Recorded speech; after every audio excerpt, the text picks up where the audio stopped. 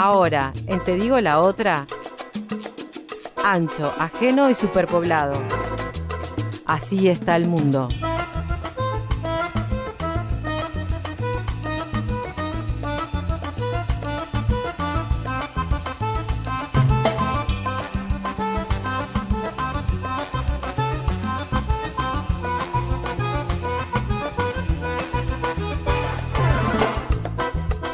Con más del 98% de los votos contabilizados, el vigente presidente de Venezuela, Nicolás Maduro, ganó su reelección, 6.190.612 votos, algo así como el 67, casi 68% de quienes asistieron a votar, en una jornada que registró una baja participación electoral. Bueno, ahora discutiremos sobre eso, pero muy baja en términos históricos de lo que es la política venezolana. Solamente un 46% de los venezolanos habilitados fueron a votar. De ese 46%, Maduro obtuvo 6 millones y pico de votos. En segundo lugar, figuró el candidato opositor, ex gobernador Henry Falcon, ex chavista también, que desde el 2013 está con la oposición, quien recibió casi 2 millones de votos, un 20%. Y en tercer lugar, el pastor evangélico Javier Bertucci, una candidatura rara la de este evangélico en Venezuela, que se llevó casi 1 millón de votos. Pero bueno, a grandes rasgos, 6 millones para Maduro, casi 2 para Falcon, 1 millón casi para Javier Bertucci. Arrancamos con el tema de la participación. ¿Es mucha o es poca esta participación? ¿Y a partir de qué parámetros debemos leerla para hacernos una composición del lugar? Lo primero que diría es quién cree cuál es el nivel real de participación en Venezuela, porque para el gobierno y el Estado es 46%, la oposición dice más o menos 30%, y otra es la oposición que van más lejos, no fue dicen 20% y que no fue nadie a votar.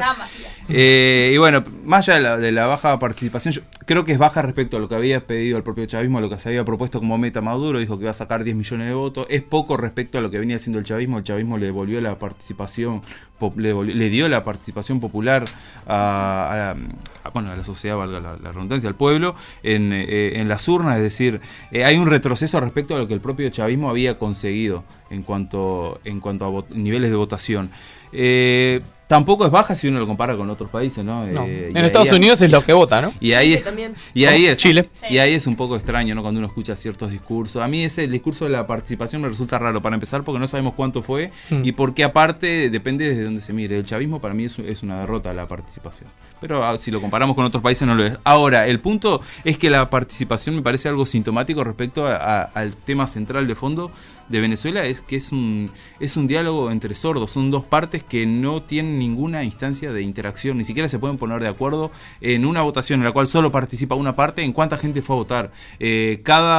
La oposición y el gobierno, cada uno se arma sus propias elecciones para elegir sus propios órganos, que ninguno de las partes... En algunas vota uno y en el otro vota otro. O sea, eso es dramático, y hasta que no existe una instancia en la cual haya reglas de juego claras y las dos partes decidan participar, la realidad venezolana va a seguir siendo igual, porque Maduro no tiene más legitimidad ahora y la oposición tampoco tiene más legitimidad. Los candidatos opositores que participaron no son representativos.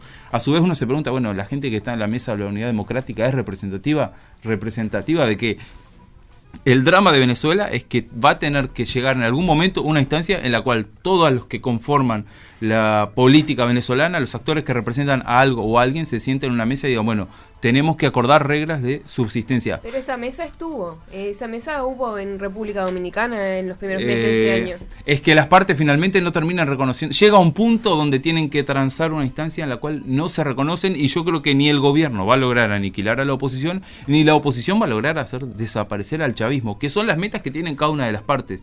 Y eso es dramático porque uno dice, bueno, ¿en qué termina esto? ¿Cuál es la salida de esto? ¿Una guerra civil? ¿Cuál podría ser la salida? Acá lo que...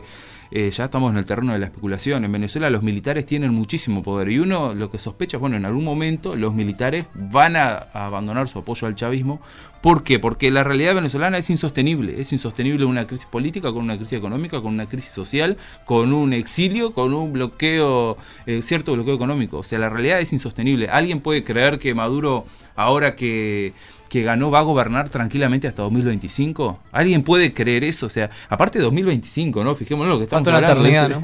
Es una vida. Y bueno, hay, como decía, una sordera de todas las partes que en realidad me parece que es un capítulo más que lo único que hace es fortalecer una realidad dramática. Cuando hablan de la grieta en Argentina yo me río, esto es una grieta, es decir, una parte cree que la otra no tiene que existir, no representa al país y son malnacidos y van a hacer todo lo posible para terminarla y terminarle su voz, porque también hay que decir, obviamente, la responsabilidad mayor es del Estado, pero la oposición venezolana es un cachivache. Ni siquiera cuando un grupo de gente no puede ponerse de acuerdo siquiera en una persona que represente algo, es porque ahí hay muchísimos problemas.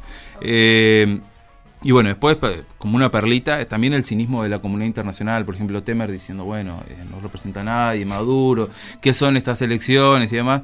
Hay mucho aprovechamiento político y señalar la crisis del progresismo de las izquierdas en América Latina se puede ver también en el poco apoyo que está teniendo Maduro a nivel latinoamericano, regional. Y se los planteo la situación de Uruguay, que es bastante la más incómoda de todas, extraña, ¿no? Porque es no decir nada. Y uno dice, bueno, ¿cómo puede ser? O lo llamás al presidente para felicitarlo, o mandás un comunicado si quieres hacer algo más frío, o lo rechazás. Pero hasta el momento, hasta la tarde no había nada, ¿no? Hay un comunicado.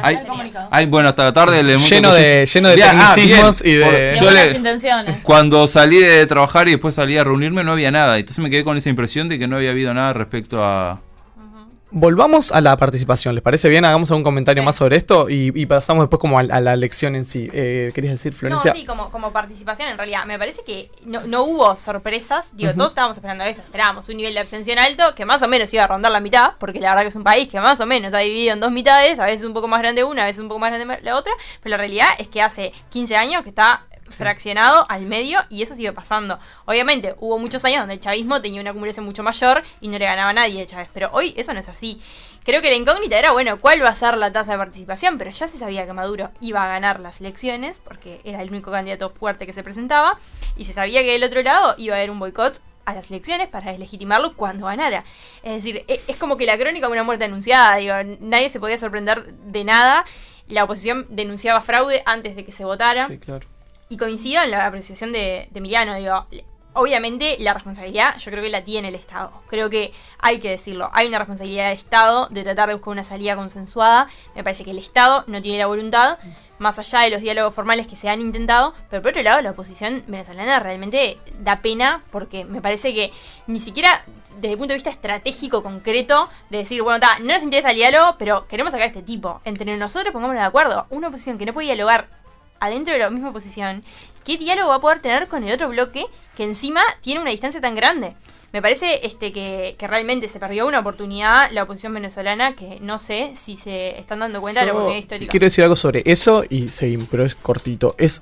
Yo no creo que la oposición venezolana sean todos bobos. O sea, a mí me parece que esto es una estrategia. O sea, que la oposición venezolana no se presenta a las elecciones porque no quiere ganar por la vía electoral. No se presenta. No, bueno, pero bueno, los otros, pero ahora pero hay una puede oposición. decirte, mira, yo tengo esta cantidad de votos claro, que no lo tiene nadie. Me presenté yo, pero lo que digo es, a ver, en 2015 la oposición ganó unas elecciones parlamentarias por primera vez en 12 años, en ese momento del 98 al 2015, bueno, había perdido también el plebiscito constitucional Chávez en el 2009, en una constituyente del 2009, luego la oposición ganó las elecciones parlamentarias en 2015. Y bueno, y era el momento de la oposición, era el momento de decir, bueno, se va a poder haber un recambio en el poder, va a haber un cambio de gobierno en Venezuela democrático, digamos. Uno podía esperar de afuera y decir, ojalá haya la menor cantidad de derramamiento de sangre posible de aquí a que haya elecciones presidenciales y que bueno, que en esas elecciones tengas dos bloques, tengas el chavismo que se presente y que la oposición se presente unificada y que gane el que gane. Y también se había quedado demostrado en 2015 que la oposición podía ganar una elección, lo cual era condición mínima para poder decir, bueno, había algo más o menos parecido a los restos de una democracia en Venezuela. Hubo una oposición que se presentó en las elecciones y las ganó. Ok. Ahora, la oposición después de esa victoria, parte de la estrategia y sobre todo la oposición radical encabezada por Leopoldo López fue salir a las calles, fue las guarimbas y fue un nivel de violencia política en las calles de Venezuela a las cuales el chavismo, el madurismo respondió con una carga de agresividad desconocida hasta el momento, pero que la oposición venezolana también, el grupo de Leopoldo López fogoneó de una manera tremenda, porque cuando uno habla de la violencia política en Venezuela, claramente que al Estado le cabe la mayor responsabilidad, pero a ver, la oposición oposición política en Venezuela tiene un montón de asesinatos No es políticos, pacífica. digamos. Hay muchos chavistas asesinados por la oposición. Hay muchas personas que por ser pobres, por ser negras, por ser chavistas, los han matado en Venezuela al grito de muerte a los chavistas, etcétera. Entonces, en ese marco, yo realmente no creo que la oposición no se pudo poner de acuerdo para presentar una candidatura. No, yo creo que hay parte de la oposición que no quiere, No. que su apuesta es juega para afuera, juega para la comunidad internacional y juega a la intervención norteamericana, juega a redoblar las sanciones contra el régimen de Maduro, juega a que explote, digamos, juega a que Maduro sea Celaya, digamos. Pero no es que se no lo se lleven. pudo poner de acuerdo en un candidato. No se pudo poner de acuerdo En una en estrategia. si presentarse a las elecciones o no. Porque también hay 3 millones de opositores que fueron a votar. Como juego político es interesante. ¿Y cuál es la estrategia que más le conviene? Porque yo también puedo sospechar que la estrategia de la violencia fortalece a Maduro. Porque Maduro te puede decir, bueno, yo como decía el año Así pasado, gané una elección. yo soy el candidato de la paz. Esta gente está hace días tirando piedras, rompiendo negocios. Yo les aseguro que van a ir a trabajar en paz. Yo soy aparte el candidato de Venezuela. Estos otros me vienen a intervenir el país. Y yo soy de acá. A mí no me gobierna nadie. Ujú, sí, pero vos tenés una comunidad internacional que está hablando y está presionando muchísimo a Venezuela. Y yo creo que esta es una instancia en la cual, para mí, a la oposición le terminaba sirviendo en cierta forma manifestarse de esa forma, e incluso la actitud que tienen los otros candidatos, ¿no? De salir inmediatamente a deslegitimar y a decir que había fraude, con la intencionalidad para mí de terminar de socavar las instituciones que hay, en las cuales Maduro, o en las cuales se sigue levantando o se sigue estableciendo, digamos, Maduro, ¿no? Entonces, para mí hay una intencionalidad. La reacción de la comunidad internacional frente a las elecciones sabíamos que iba a ser de deslegitimar, de salir a rechazar los resultados, pero además ahora, con un Maduro que se asume como candidato y como presidente de acá hasta 2025, toda la comunidad internacional lo que va a visualizar y va a reafirmar es la figura de Maduro como un dictador, porque en elecciones que ninguna va a reconocer, ¿tá? Estamos hablando de que en definitiva va a tener el China y rechazo de Rusia todo la reconocen, ¿no? No es Son poco los tampoco. únicos, ¿verdad? No, pero no Claro, es poco. A nivel geopolítico, No, medio Bueno, mundo. pero es medio mundo. sí, pero a nivel, por ejemplo, regional va a quedar totalmente Sí, aislado. aislado. Sabemos que Uruguay Es el único. y Bolivia, Y Ecuador, exactamente. Nicaragua. Nah. Nicaragua. Ecuador está ahí. Ecuador se dio vuelta. Sí, pero no sé si no la reconoció. Me parece que sí. Hay que ver. Igual es interesante el comunicado de Cancillería, sobre todo porque no queda bien ni con Dios ni con el diablo. Ahí va. Que Es lo- lo que- logra el Cuéntenme peor, que el no, peor lo, de que los... no lo pude Logra leer. quedar Cuéntenme mal qué es lo con que todos. dice. Lo que dice es que lo peor que se puede hacer es aislar a Venezuela. El discurso de Nino Boal, Hay que que ir sufre es el por pueblo. el camino del diálogo, que, a ver, es verdad, pero al mismo tiempo tenías dos opciones, ¿no? Quedar bien con Venezuela o quedar bien con el resto de la región.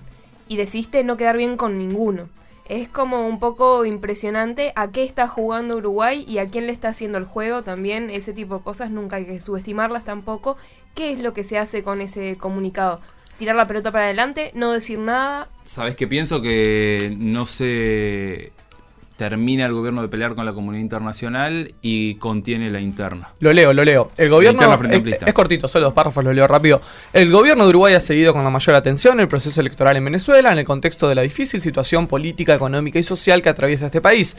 Y tal como ha expresado reiteradamente, reafirma que la peor solución para el pueblo de Venezuela es profundizar su aislamiento internacional. Eso es lo que decía Flor recién. Y en el segundo párrafo, en forma consistente con la posición que nuestro país ha sostenido en los foros regionales e institucionales, la elección del pasado domingo confirma la necesidad de un diálogo nacional amplio, inclusivo y respetuoso entre todos los actores políticos y sociales de Venezuela, como la única herramienta viable para lograr la paz social, el ejercicio efectivo de la democracia, el respeto a los derechos humanos, la plena vigencia del Estado de Derecho y la superación de la crisis económica y social que los aflige. Montevideo, 22 de mayo de 2018. Bien.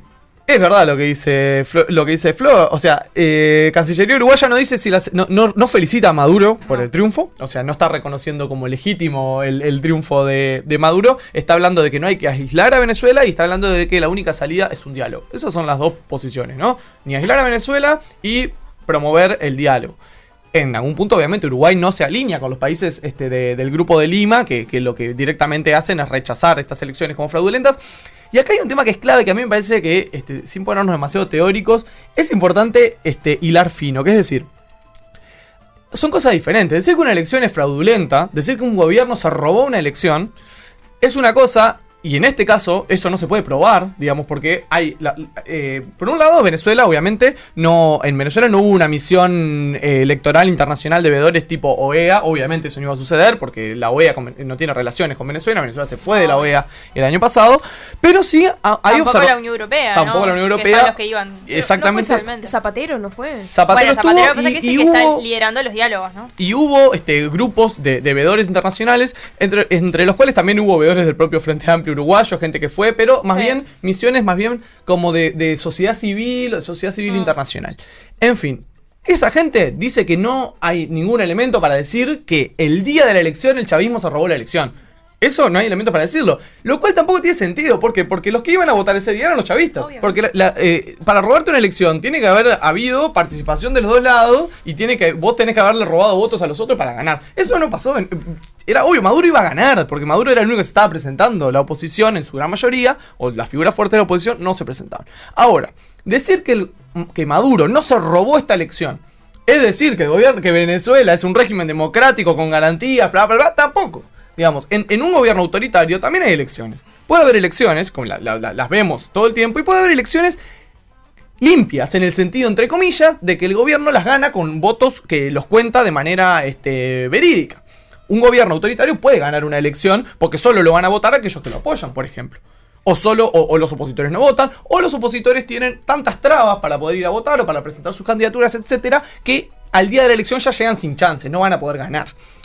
En fin, dicho eso, uno puede perfectamente decir, porque si no empiezan los maniqueísmos de, estás diciendo que Maduro no se robó las elecciones, estás apoyando al régimen de Maduro. No, yo no creo que en este caso Maduro se haya robado las elecciones. Lo que pasa es que estas elecciones fueron convocadas por un organismo que es la Asamblea Nacional Constituyente, que sí, en su momento, le quitó las atribuciones al Parlamento de Venezuela, y donde ahí sí hubo un conflicto de poderes muy importante, el año pasado y el anterior, en 2016, cuando la oposición logra hacerse con el control de uno de los poderes del Estado, que era el poder legislativo. La estrategia del régimen de Maduro fue, por un lado, desacreditar a ese poder legislativo, convocar una Asamblea Nacional Constituyente, donde sí fue mucho más dudosa la elección, y luego toda una guerra judicial, de tabladas del Poder Judicial, que, por ejemplo, no dejó juramentar a uno de los gobernadores que había ganado una elección, y no dejó juramentar a alcaldes de la oposición también en elecciones que también ganó el madurismo, las elecciones regionales y locales del año pasado. Porque jurar significaba legitimar la constituyente en ese mismo acto. Exactamente, porque les exigió, si quieren jurar, tienen que venir a jurar frente a la constituyente, no frente al poder legislativo al cual declaramos en rebeldía. Ahí está el conflicto, ahí es donde me parece que se terminó en algún sentido la democracia en Venezuela, ¿no? O la democracia como uno la puede entender, en un sentido separación de poderes, lo poquito que podía quedar de la separación de poderes. Y después está todo el tema de la violencia política y de las violaciones de los derechos humanos, que por sí mismo tampoco constituyen el fin de la democracia, porque en todas las democracias del mundo se violan los derechos humanos, en algunas más, en algunas menos. También agarrarnos de la definición de que en Venezuela se violan los derechos humanos, por lo tanto no hay democracia, también es un salto complicado, porque violación de derechos humanos, y no me estoy diciendo, bueno, detalle, viste, no sé, en una cárcel, ¿no? Violaciones gruesas a los derechos humanos ocurren en muchos países del mundo, y muchos países de América Latina en este momento están ocurriendo violaciones a derechos humanos, en Colombia, en México, en Brasil, o sea, los países del mundo donde es más riesgoso ser un militante social y ser un activista social y protestar contra el gobierno son México, Colombia y Brasil. Están en la lista de los países más peligrosos para ser un activista social del mundo, más que Venezuela. ¿Eso también es defender algo de lo que está pasando en Venezuela? Tampoco. Pero en fin, me parece que es importante poder hacer estas distinciones sobre violación de derechos humanos, separación de poderes o robarte unas elecciones. Creo que en este caso el madurismo ganó la elección porque la oposición no se presenta, porque la oposición está jugada a la estrategia internacional de hacer que Venezuela explote mediante sanciones de la Unión Europea, de Estados Unidos y en último caso, en último recurso, mediante una intervención directa de Estados Unidos o de alguna coalición que quiera deponer a Maduro del gobierno. Es discutible. Hasta el momento me da la sensación de que la estrategia esa de la oposición ha logrado la supervivencia del gobierno, que no sé si de otra forma lo hubiese logrado. Sí, también es complicado creer. Maduro se fortalece y se encierra al mismo tiempo. Seguro, porque el núcleo duro, tampoco, hay una cosa que es decir, a ver, esos 6 millones, casi 7 millones de votos que obtiene Maduro, no son tantos menos que los votos que obtuvo para ser electo en 2013 como presidente.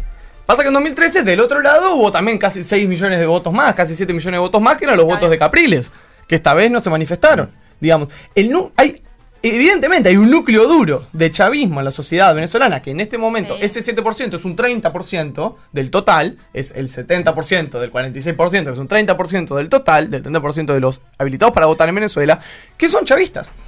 Y que van a seguir votando el chavismo porque probablemente lo van a creen... seguir siendo. Si en este momento de crisis humanitaria lo siguen Exactamente. siendo, por supuesto que van a seguir. A mí, una cosa con respecto a esta elección que decías de los 7 millones de votos de Capriles y demás. Yo creo que la oposición venezolana cometió algunos errores que en lo histórico de su trayecto opositor, que hoy los está pagando. Por ejemplo, el tema del fraude electoral.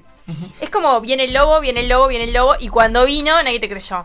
¿Por qué? Porque todas las elecciones del 98 a la fecha, en algún momento que Chávez las ganaba de punta a punta, y que no sé qué, en algún momento siempre tuvieron alguna denuncia de fraude, alguna sospecha, no sé, y la oposición tuvo una estrategia en cierta forma de deslegitimar todo tipo de instancia electoral, incluso algunas que la Fundación Jimmy Carter, la Unión Europea, El la famoso OEA, discurso de Jimmy Carter en 2012, Exacto. donde dijo el sistema electoral venezolano es el sistema es el más mejor seguro del mundo. Exacto.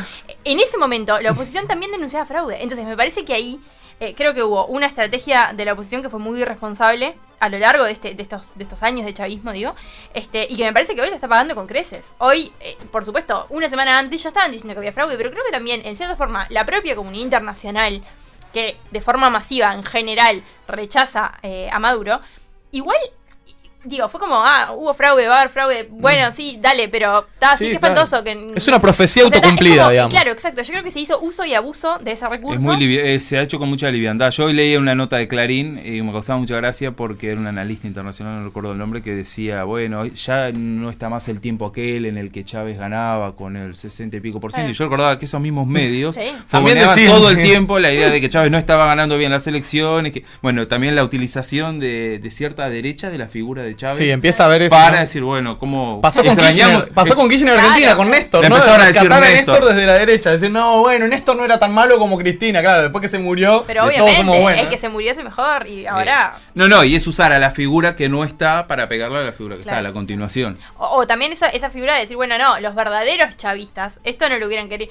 Claro. Y bueno, Pero también, probablemente también hubo es una cierto, mutación sí, del chavismo, es sí, lógico, ¿no? Pero también, claro, es cierto que Exacto. el chavismo se construyó con una nueva constitución votada popularmente, con una participación activa de la sociedad, con medios de comunicación en contra, que obviamente el proceso fue creciendo, se fue volviendo más espeso y que ahí fue cambiando la realidad. Los medios de comunicación opositores fueron perdiendo peso, algunos se fueron vendiendo, otros se fueron estatizando, la oposición empezó a cambiar estrategias, el chavismo se empezó a encerrar. Pero hubo un tiempo del chavismo en el cual la participación social era masiva, la oposición participaba tranquilamente, tenía los principales medios de comunicación y tenía también apoyo de buena Sí, parte de era la una lucha comunidad equilibrada, internacional. digamos. Y donde los observadores internacionales decían, bueno, esto está bien, no podemos Bueno, hacer en nada, la gente vota esto. en 2013 Chávez gana la elección antes de morir y la gana por un margen muy apretado, y Maduro gana la elección tras la muerte de Chávez por un margen muy apretado. En esos márgenes es que uno puede decir, bueno, puede ser, a ver, hay influencia, digamos, se tratará de elecciones completamente limpias, transparentes, en el sentido que las entendemos en Uruguay, en la cual el aparato del Estado no está atrás de un candidato, etcétera. No, obviamente que el aparato del Estado en esos momentos estaba todo puesto al servicio del candidato oficialista. En ese sentido uno puede decir, bueno, esas elecciones, uno puede tener discrepancias por cómo se llevó adelante el proceso electoral, pero no es algo que no ocurra igual en tantos otros países del mundo que consideramos democráticos. Y por eso digo, hay una cuestión, hay muchos matices para poder, cuando uno habla de las elecciones y la transparencia o la limpieza de las elecciones. Uno puede decir que a ver, en estas elecciones lo que criticaban los opositores era el tema de los puntos rojos, ¿no? Que eran esas carpas que se ubican en zonas cercanas a los lugares de votación, donde el mismo día de la votación se están repartiendo beneficios sociales, tarjetas alimentarias, etcétera, un clientelismo descarnado. Sí, por supuesto que eso es clientelismo y que en Uruguay, en el contexto uruguayo, sería inadmisible que eso se hiciera el día de la elección, ese acto de proselitismo con recursos del Estado. Ahora, Maduro no gana por eso la elección. Sí, como ¿entendés? argumento para Como- echar por tierra una elección muy es poquito, pobre. Es muy poquito, pobre. porque si fuera así, no consideraríamos legítima ninguna elección que ocurra ¿Qué en pasa Centroamérica. con el Partido Colorado de Paraguay? Pero que ocurre en el Partido Los Claro, procesos, vamos por, arriba, los vamos procesos por arriba. los cuales una elección se condiciona en sus resultados son muy Tienen posteriores, que son ser muy gruesos, previos, claro. vienen de mucho antes. Por supuesto que no es deseable que suceda Pero eso, obvio, ¿no? Y está mal, obvio. es Y la lógico, compra de no es votos, democrático. compra de votos también ocurre en Argentina, pero vamos arriba, en elecciones, le dicen politólogos argentinos, en elecciones locales, provinciales, etcétera. Sí, claro que hay, a ver. Bueno, acá en Uruguay tuvimos tuvimos varios personajes que me acuerdo de los colchones de Vidalín, ¿no se acuerdan? Sí. A ver, Los colchones de Vidalín. yo no puedo decir, esas son cuestiones que debilitan una democracia, pero que actúan en los márgenes, digamos, que no Claro. afectan la credibilidad de todo el sistema de la elección. Claro, lo que pasa es que la sumatoria de pequeños datos Claro. te hace un panorama hostil para la competencia, ¿no? Obvio, Es pero el lógico. panorama hostil es que no te puedas manifestar libremente en la calle sin temor a que la policía antidisturbios de Venezuela te meta un tiro. Obviamente que eso sí es un panorama hostil para ser opositor hoy en día en Venezuela. Pero el día de la elección, era el día de la elección. Yo qué sé, para mí el tema es que la estrategia de la oposición venezolana es claramente la de apostar a la afuera y no a la de dentro. Dejaron de preocuparse por ganar las elecciones y apostaron a que caiga una bomba y lo tiren a Chávez, en sentido literal o figurado, a que sea tanta la presión internacional que el chavismo caiga y que tengan que llamar a una elección sin Maduro de por medio y donde ellos puedan participar. Volviendo a la comunidad internacional y en particular a los presidentes del Grupo de Lima, ¿no? Digamos, nuevamente, hay cosas que en Te Digo la Otra las hemos dicho muchas veces, las hemos conversado y discutido con invitados, etcétera. Recuerdo el año pasado tuvimos en estudios a Gerardo Núñez, diputado del Partido Comunista del Uruguay, con quien tuvimos un intercambio duro, pero bien fructífero, ¿no? Bien interesante sobre el chavismo, sobre las elecciones en Venezuela, etcétera. Hay cuestiones que, digamos, obviamente, que países que gobiernos como el gobierno de Perú, digamos, que acaba de tener los casos de corrupción más aberrantes que le costaron la presidencia a Kuczynski, ni que hablar Temer, que no solamente por el hecho de cómo accede a la presidencia de Brasil a través del impeachment a Dilma Rousseff, sino por todo lo que ha sido este año y pico de gobierno de Temer en términos de represión, de escalada de la violencia política, de asesinatos políticos en Brasil. O sea, uno escuchar de esas personas. Y no hablo de la orientación de política pública. A mí, cuando alguien me dice, no, porque Macri, que es neoliberal. Bueno, No. ser neoliberal o no es una orientación ideológica y es una preferencia. tiene punto de comparación, Es aparte, una ¿no? preferencia de política pública. A mí me da igual para analizar en términos democráticos o no si una persona es neoliberal o es socialista o es lo que sea. Pero personas que, evidentemente, cuyas credenciales democráticas o credenciales de respeto a los derechos humanos son ínfimas. O sea, que de esas personas venga, de esos políticos venga el juzgamiento sumario al régimen de Maduro, es risible, es risible. Sí, hay una pregunta que también nos hemos hecho muchas veces en Te Digo la Otra, que es ¿a quién le importan los derechos humanos finalmente? Claro. Finalmente siempre da la sensación de que los derechos humanos es una carta que se utiliza políticamente, Sí. dependiendo quién, cómo y cuánto. Seguramente cuando uno escucha en un día como el día de la Marcha del Silencio, un 20 de mayo, a políticos que se pronuncian de manera contundente por la defensa de los derechos humanos en Venezuela y por lo que está pasando en Venezuela, y no tienen una palabra para condenar el día que se condena el terrorismo de Estado en el Uruguay, uno lleva a pensar que, bueno, claramente los derechos humanos no son prioridad en su agenda, sino que la prioridad en su agenda es pegarle ideológicamente a un gobierno al que perciben en las antípodas, y le pegarían igual violar a los derechos Claro. humanos, ¿no? Te Digo la Otra, la política dicha desde otro lugar.